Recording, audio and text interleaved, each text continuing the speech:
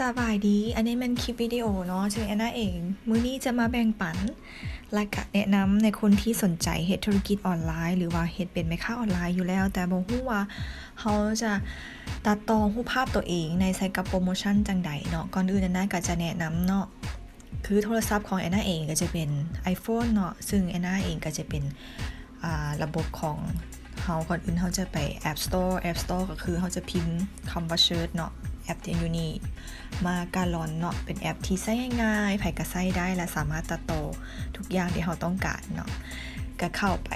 โหลดแอปตัวนี้มาก็คือว่าแอนนาเองมีอยู่ในโทรศัพท์แล้วเนาะสำหรับคนที่บ่ทันได้โหลดมาแม่นสามารถเข้าไปโหลดอยู่ใน App Store ได้เลยสำหรับ iPhone เนาะและก่อนอื่นเนาะแอนนาก็จะมายกตัวอย่างเขาก็จะเข้าเลยแอปตัวนี้มาการอนและเราจะเลือกรูปเขาเนาะ image เลือกรูปตัวเก่ามานี่ก่อนตัวนี้ก็จะเป็นรูปที่ก็เจ้าเฮ็ดมาก่อนหรืออาจจะมีบางเทื่อก็บ่มีรูปคนเลยแต่วันนี้เป็นรูปที่ก็เจ้าตัดมาแล้วแต่เขาอยากเอาก็จะออกเนาะยกตัวอย่างมันจะขึ้นมาว่า background กับ person เนาะเขาก็เลือกคนเขาจะเอาคนออกคลิกออกมันก็จะออโต้ออกไปเนาะแล้วเขาจะเห็นหมายบวกอยู่ทั้งรูปนี้เลยเขาก็แค่คลิกเข้าไป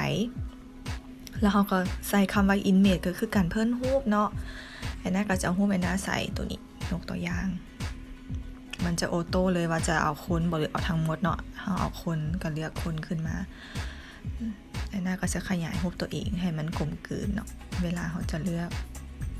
เขาก็ต้องเบิ่งขนาด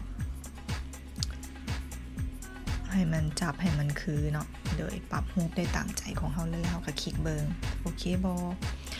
วันนี้ขั้นก่อนละนี้ว่าเขาอยากแท็กเบอร์โทรของเขาใส่ให้ลูกค้าบอกเขาแค่คลิกอยู่นี้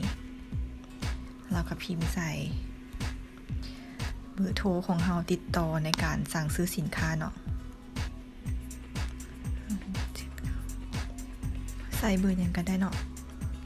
3 4 5 6 7 4ก็แล้วแต่เขาสมมติเนาะคลิกใส่เบอร์โทรเขาแล้วเขาก็คอนเฟิร์มเนาะเขาก็เบิ่งสีมันนี่พอได้เนาะเขาก็เลือกสีเลยเบอร์โทรนี่ก็พื้นเขาเป็นสีบัวเขาอยากให้มันเด่นสีส้มก็โอเคเนาะเขาสามารถตูดได้เลยเขาจะเอาเบอร์โทรเขาใส่ให้ลูกค้าติดต่อสามารถซื้อของเขาได้ถ้าขนาดมันน้อยใหญ่เขาก็ปรับได้เนาะเขาก็ขยายเบอร์โทรออกอีกน้อยนึง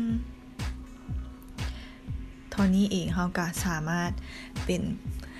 แม่ค้าที่บ่แม่นธรรมดาเนาะหรือว่าการตัดต่อรูปใส่เบอร์โทรเข้าไป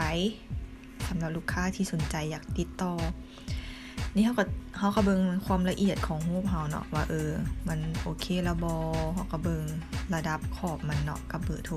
สิ่งที่เขาอยากใส่สามารถเลื่อนปรับได้เลยหลังจากที่เขาพอใจละเขาก็แค่กดคำว่าเซฟนี่เซฟแล้วมันก็จะไปอยู่แกลเลอรี่ของโทรศัพท์เราเรียบร้อยเนาะก็ถือว่าเซตสมบูรณ์ในการตัดต่อรูปพื้นฐานในการเป็นแม่ค้าออนไลน์เขาต้องรู้การใช้แอปตัวนี้เนาะขอบใจเด้อสำหรับใครที่เข้ามาแล้วเนาะมาเห็นแอปตัวนี้ก็ลองไปลองลิ้นเบิ่งเนาะมันจะมีหลายๆดอกเขามีหลายๆฟังก์ชันให้เขาลิ้นแล้วก็ลองเรียนไซส์ของแอนนาก็หวังว่าคลิปตัวนี้เนาะที่แอนนาแบ่งปันไปก็จะช่วยหลายๆคนในการเฮ็ด